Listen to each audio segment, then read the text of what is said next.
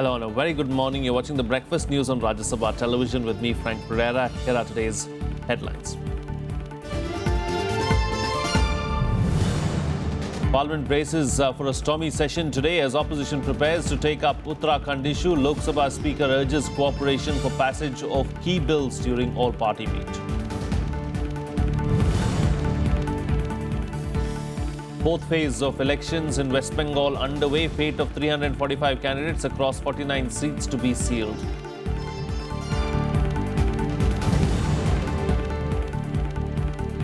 As several parts of the country reel under drought, Prime Minister underlines need for mass water conservation in his address to the nation, Mann Ki Baat.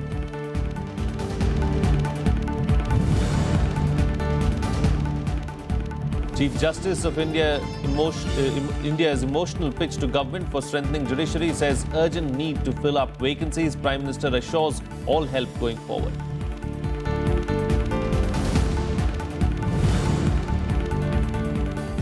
And wrestler Sandeep Tomar secures Olympic berth for India in the men's 57-kilogram freestyle category, makes it to Rio with a bronze medal finish in Mongolia.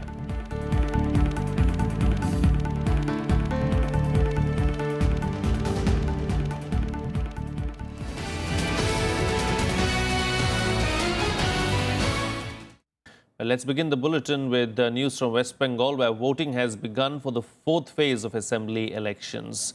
The outcome of the fourth phase is likely to seal the fate of a number of Trinamool Congress ministers. More than 1 crore voters are exercising their franchise in about 12,500 polling stations across 49 seats in North 24 Parganas. Bidan Nagar and also Howrah district go to polls today. Voters have 345 candidates, including a number of Trinamool ministers to choose from. Only 40 candidates are women. The Election Commission has made unprecedented security arrangements for this phase after reports of violence in the third phase of polling, which left at least one CPIM worker dead. Almost 90,000 security personnel, including Central Armed Forces, have been deployed to ensure free and fair elections. Special focus is being laid on the Salt Lake area in the city. The Central Force contingent includes 672 companies who will be assisted by 22,000-strong state police team. Besides one police observer in each of the districts, 2 more have been deployed in North 24 Parganas and another in Howrah. Meanwhile, TMC leader Madan Mitra is contesting in the fourth phase of the West Bengal Assembly elections. Arrested by the CBI in 2014, the former State Transport and Sports Minister is contesting polls from his constituency of Kamarhati in 24 North Parganas district. He is currently lodged in Alipur jail in the multi-crore Sharda chit fund scam case. Mitra's name had also figured in the Narda sting operation, where he was allegedly shown taking money from a person representing a fictitious company. Mitra has already been barred by the Election Commission to cast his vote, as prisoners, whether under trial or convicted, do not have voting rights. However, rules allow prisoners to be a candidate till the time he or she is not convicted by a court of law. This is the first time that a high-profile candidate is fighting elections in West Bengal from jail. Chief Minister Mamata Banerjee, who went to campaign in his constituency, extended support to him and alleged that her former cabinet colleague has been a victim of conspiracy by the centre. Well, the police cases were registered against West Bengal Chief Minister Mamata Banerjee and TMC leader Derek O'Brien over use of a morphed picture of Home Minister Rajnath Singh with CPIM leader Prakash Karat. The BJP and the CPIM separately went to the police against the Trinamool Congress. The BJP lodged a police complaint against 3 TMC leaders, including the party supremo Mamata Banerjee, alleging that they were responsible for the use of a morphed picture and demanded their immediate arrest. CPIM and Congress also attacked the TMC, saying the incident showed the frustration of the ruling party in the state amidst the fear of losing the assembly polls. CPIM leader Prakash Karat filed a complaint with the Delhi police against TMC leader Derek O'Brien. Karat clarified that he never had an opportunity to meet the Home Minister and it was an attempt to defame him and his party. The matter came into limelight after the TMC posted a picture on its website following a press conference of Derek O'Brien. However, the party removed the morphed picture from its website after the controversy erupted. का राजनीतिक मकसद था ये दिखाने के लिए कि हमारे और भाजपा के नेताओं के बीच में दोस्ती है, और सरासर जो झूठ है कि ऐसे कोई घटना तो हुई नहीं है। हम तो श्री राजनाथ सिंह से अभी तक कभी मिले भी नहीं है। Morphing pictures of the current Prime Minister of the country, of the current Home Minister of the country. Such an act has never happened before. We have complained to the police and those who were perpetrating this crime, and those who instructed this should immediately be arrested.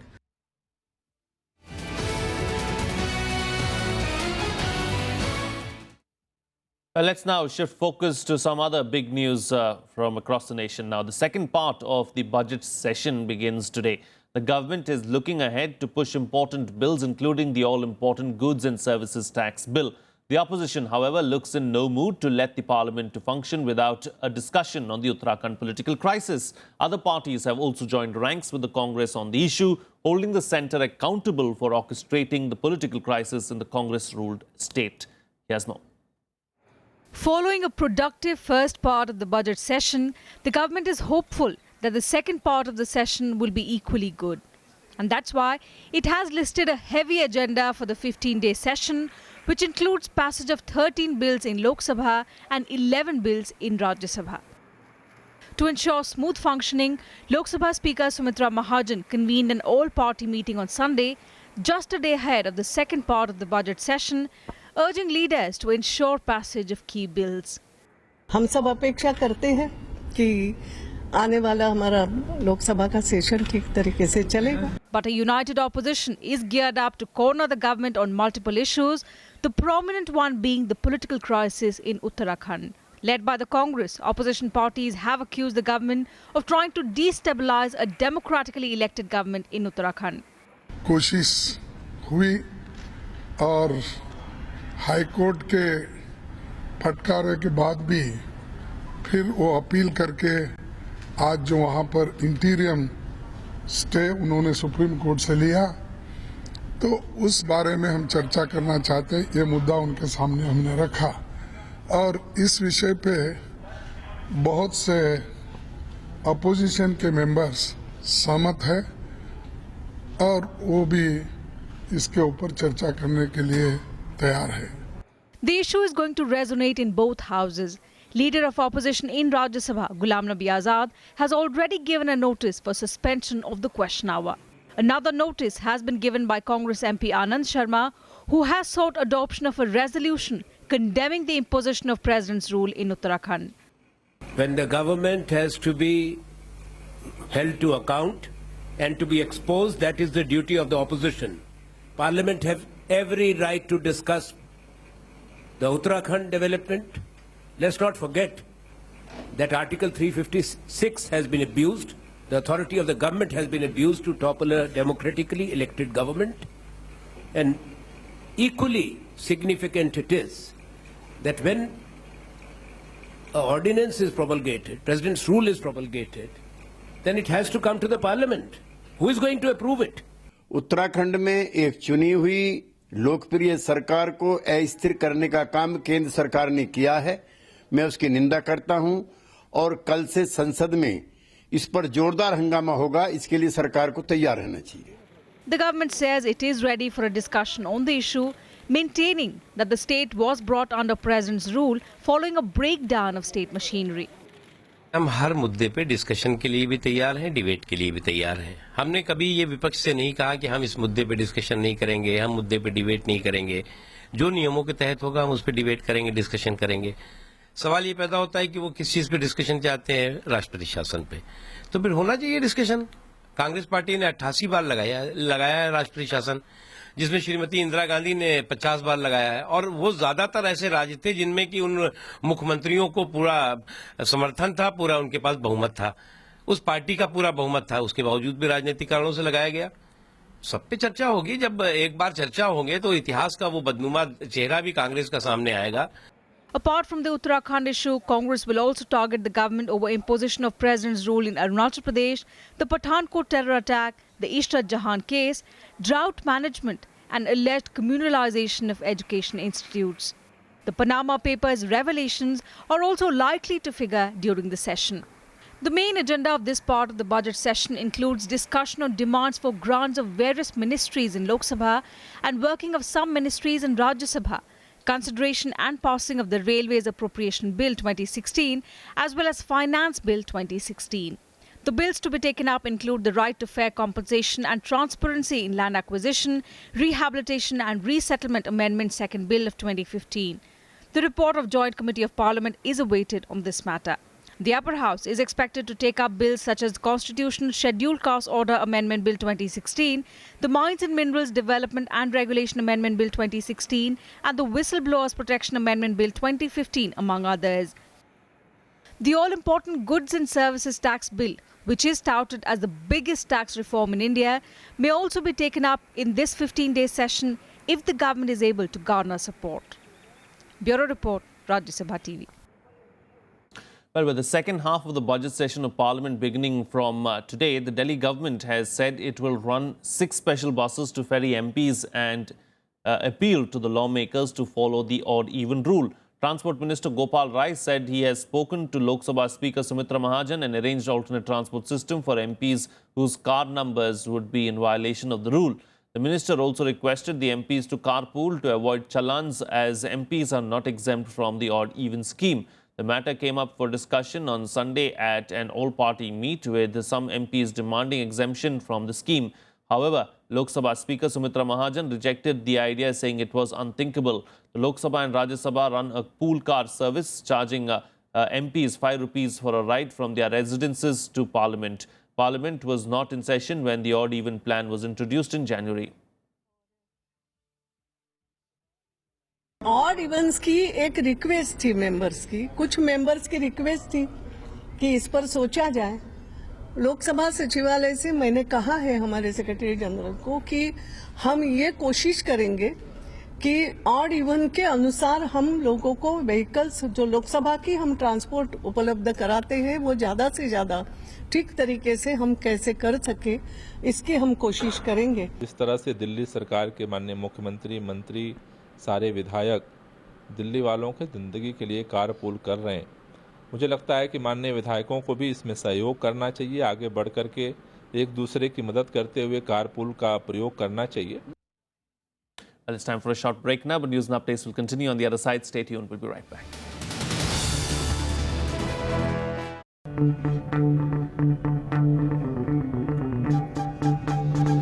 Art arisen from a multi-hued cultural canvas.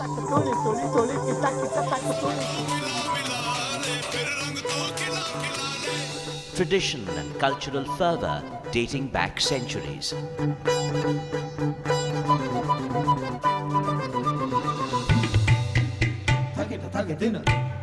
And encircling them all, there's a magic that awes. Embrace your nation's brilliant human warmth.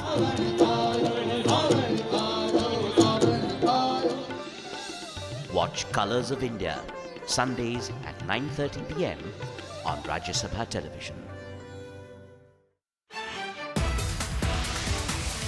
Maldives is strategically very important for us. China is interested in spreading its tentacles everywhere in the Indian Ocean. Maldives is not Pakistan. The Maldives has been under President Gayoom's quasi-dictatorial rule.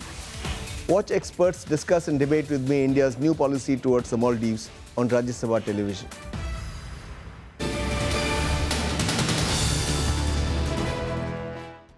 Welcome back. You're watching Rajya Sabha Television. Well, the 19th edition of Prime Minister Modi's Mann Ki Baat radio address focused on the urgent need for water conservation, this at a time when nearly a dozen states in the country have been severely affected by drought. The Prime Minister said that while the government is doing all it can to help the affected regions, as responsible citizens, it is our duty to save even a single drop of water. He also spoke on ways to revive the education sector. Let's listen in. देश में चिंता होना बहुत स्वाभाविक है। At a time when as many as 10 states in the country are reeling under severe drought conditions, Prime Minister Narendra Modi has pitched for water conservation through a mass movement. Addressing the 19th edition of his radio program Mann Ki Baat, the Prime Minister said, We must do all we can to preserve water, which also includes cleaning up of rivers such as the Ganga and Yamuna. जितना पानी हो सकता है रोकना चाहिए। वर्षा का पानी, गांव का पानी गांव में रहेगा। ये अगर हम संकल्प करके कुछ न कुछ करें, और ये सामूहिक प्रयत्नों से संभव है, तो आज भले पानी का संकट है, सूखे की स्थिति है, लेकिन आने वाला महीना 1.5 महीने का हमारे पास समय है। 10 दिन चले। He also touched upon the issue of education in his 30-minute radio address. He said there is a need now to shift focus from enrollment to providing quality education in schools. बच्चों को पढ़ाना और अच्छा पढ़ाना, अच्छी शिक्षा मिले उसकी चिंता होना, ये और अधिक बढ़ना चाहिए, और अधिक जागरूकता आनी चाहिए। और मैं मानता हूं जिस परिवारों में ये जागरूकता होती है उसका असर स्कूलों पर भी आता है, शिक्षकों पर भी आता है, और बच्चा भी जागरूक होता जाता है कि मैं स्कूल में इस काम के लिए जा रहा हूं। He also expressed gratitude to 1 crore households which gave up LPG subsidy in response to his call. मैंने जनता जनार्दन पर भरोसा करके ऐसे ही बातों बातों में कहा था कि अगर आप साल भर के 1500-2000 रुपया खर्च का बोझ सहन कर सकते हैं, तो आप गैस सब्सिडी क्यों नहीं छोड़ देते? किसी गरीब के काम आएगी। ऐसे ही मैंने बात कही थी, लेकिन आज मैं बड़े गर्व के साथ कह सकता हूं, मुझे नाज हो रहा है मेरे देशवासियों पर। 1 करोड़ परिवारों ने स्वेच्छा से अपनी गैस सब्सिडी सरेंडर कर दी। Towards the end, the Prime Minister had a message for the media. Invoking former President APJ Abdul Kalam, Modi said, "It is important that the media highlight positive news to spread positivity and peace in society." Bureau Report, Rajya Sabha TV. Moving on now, Chief Justice of India T.S. Thakur has made an emotional appeal for strengthening the judiciary. In a rare emotional appeal to the Prime Minister, he stresses on the urgent need to increase the number of judges. The Prime Minister has assured all governmental help to address the issue. Here's more. Access to justice continues in this country to be an illusion, with at least 30% of our population below the poverty line. Chief Justice of India T.S. Thakur painting a bleak picture of the condition of the judicial system in the country in the presence of the Prime Minister. While addressing the inaugural session of the Joint Conference of Chief Ministers and Chief Justice of High Courts in Delhi, Justice Thakur said that the burden cannot be shifted entirely on the judiciary for delivering justice. In the High Courts today, there are 38,68,000 cases pending, as in April 2016.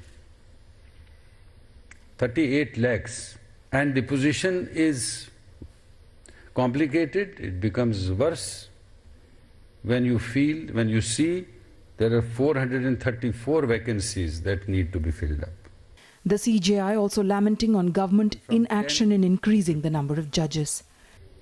In 1987, the Law Commission, which is the Government of India Law Commission, not a private body, recommends 40,000 judges in the country. Then comes, of course, inaction on the part of the governments. The increase does not take place. Prime Minister Narendra Modi, who heard the CJI with rapt attention, spoke though he was not slated to as per schedule of the program. He said the common man's faith in the judicial system cannot be allowed to waver. एक जगह है जहां उसको विश्वास है कि मैं जा सकता हूं, और वो स्थिति बनाने में सरकार की भी बहुत बड़ी जिम्मेवारी है, और मुझे विश्वास है कि सरकार अपनी जिम्मेवारियों को निभाने में कभी भी कोताही नहीं बरतेगी। The Prime Minister also saying that all that is needed will be done going forward. अगर 87 में जो बातें हुई आज 2016 में भी, वो 87 से अब तक जरूर कुछ कारण रहे होंगे या जरूर कुछ मजबूरियां रही होगी। मैं तो कभी उसकी डिटेल में गया नहीं हूं कि 87 में क्या हुआ था, कैसे हुआ था, लेकिन जब जगे तब सुबह, आगे हम कुछ अच्छा करें। पीछे का जो भी बोझ है, उस बोझ को कम करते हुए हम आगे कैसे बढ़ें। Speaking after the conference, the CJI said the Supreme Court Collegium will respond next week to the government on the revised Memorandum of Procedure. Revised MOP, we have given our own comments and we are going to send them to the government, and I think whatever the government may have to do about it, we should be able to sort out the matters. But I don't think it is because of the revised MOP that the process is held up. I think it is simple, you see, bureaucratic procedure that is, you see, holding up the process. The MOP is a document to guide appointment of judges to the Apex Court and High Courts. Bureau Report, Rajya Sabha TV. Meanwhile, Prime Minister Narendra Modi has once again made a strong pitch for holding simultaneous elections to Lok Sabha and state assemblies so that there may not be any hindrance to the economic development. Modi also said that any movement in this direction depended on the response of different stakeholders and political parties. The suggestion has found favour with Speaker Sumitra Mahajan, who said that holding the elections simultaneously would save time and money. However, the suggestion met with strong opposition from the Congress. Modi raised the issue in a public forum for the first time. He had earlier raised the issue at BJP's National Executive meeting last month, where party members favoured his view.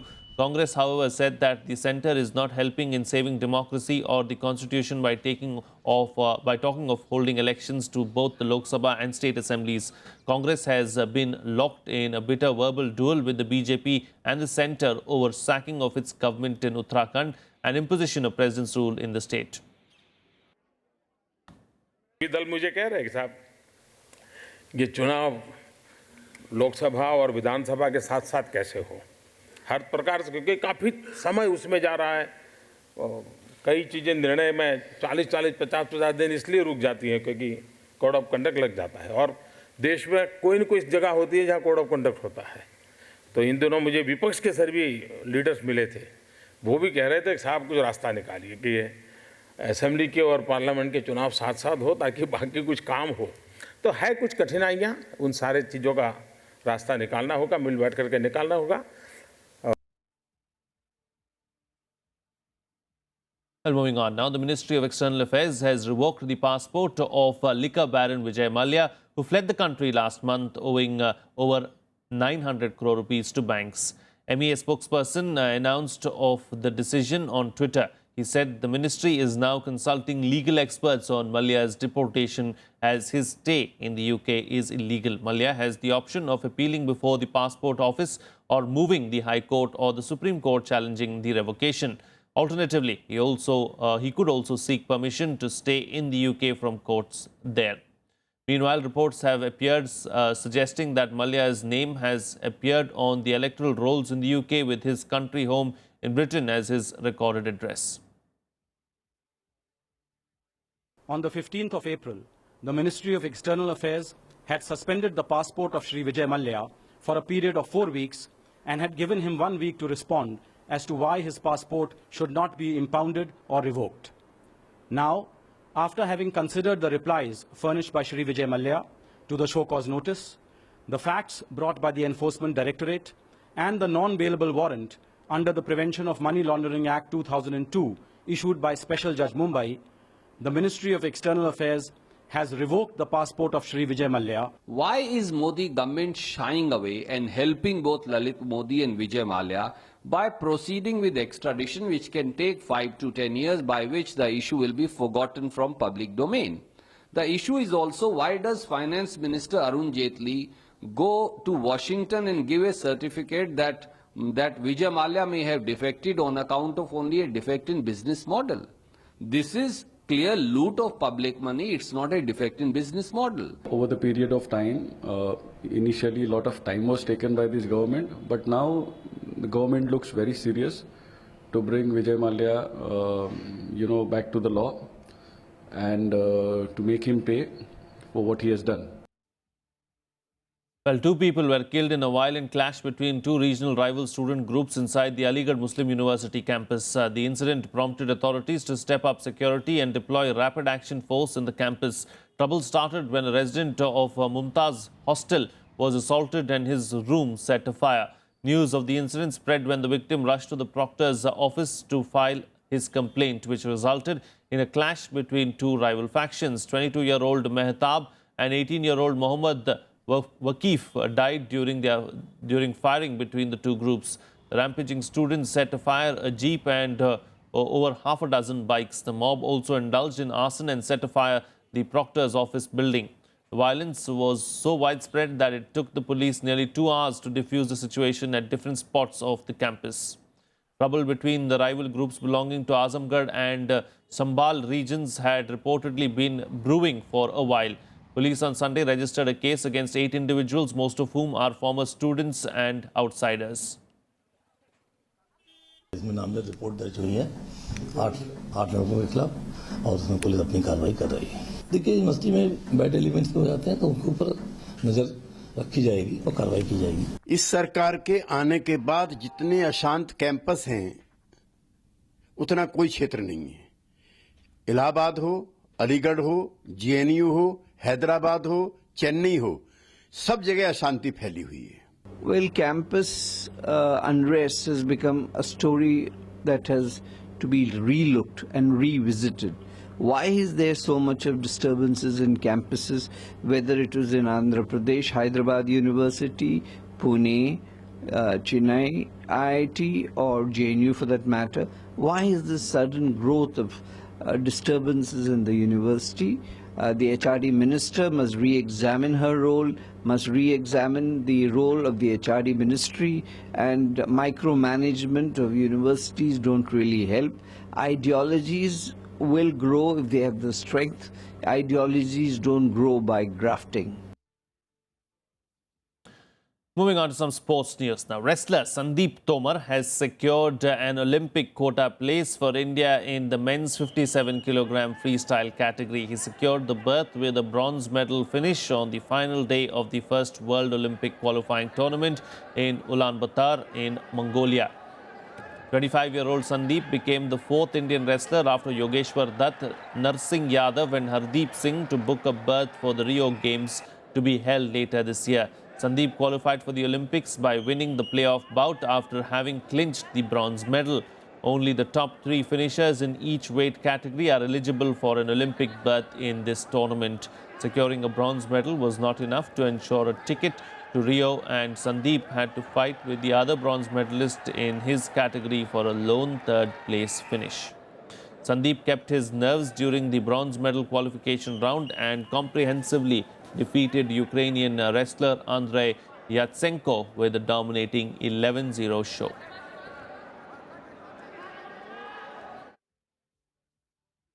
Well, here's a look now at some of the other overnight sports news in Sports Beat.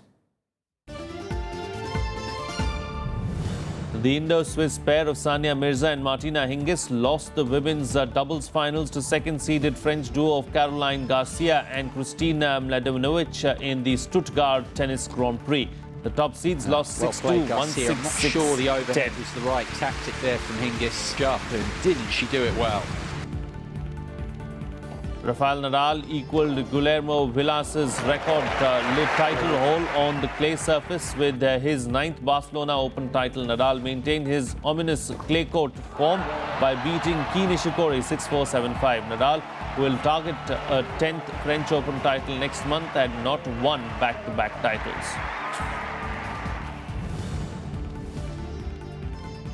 Leicester City winger Riyad Mahrez was named English Soccer's Professional Footballers Association Player of the Year. Mahrez beating a competition from teammates Jamie Vardy as well as Tottenham striker Harry Kane and Arsenal midfielder Mesut Ozil to the prize. That's it on this edition of The Breakfast News. Have a good day.